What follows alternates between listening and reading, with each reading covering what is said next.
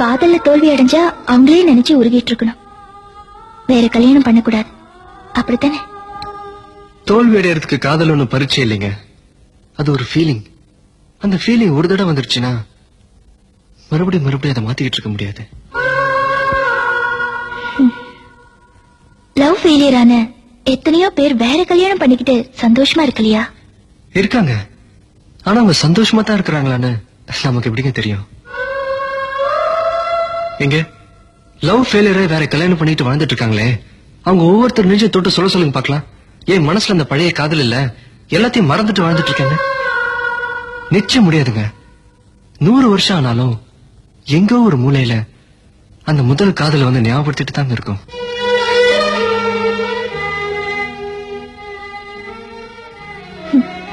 After all one side லவ்வுக்கு போய் இப்படி feel பண்றீங்களே.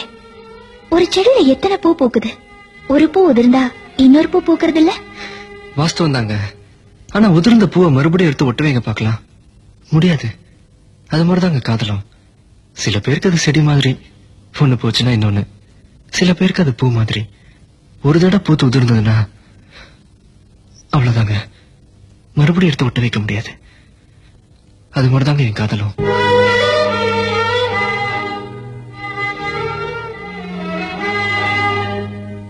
இதுதான் உங்க பதிலா? இல்ல, இதுதான் என் முடிவு. இந்த முடிவு உங்களுக்கு வேணா சோகமா இருக்கலாம், ஆனா அந்த சோகம் கூட எனக்கு சோகமா தான் இருக்கு. Good bye. உன்னை நீங்கி என்னாலும் எந்த ஜீவன் வாழாது, உந்த அன்பில் வாழ்வதற்கு ஜென்மம் ஒன்று போதாது. நீ என்னை சேர்ந்திடும் வரையில் இதயத்தில் சுவாசங்கள் இல்லை, நீ வந்து தங்கிய நெஞ்சில் யாருக்கும் இடமே இல்லை. ஆசை காதல் கைகளில் சேர்ந்தால் வாழ்வே சொர்க்கம் ஆகுமே, ஆசை காதல் கைகளில் சேர்ந்தால் வாழ்வே சொர்க்கம்.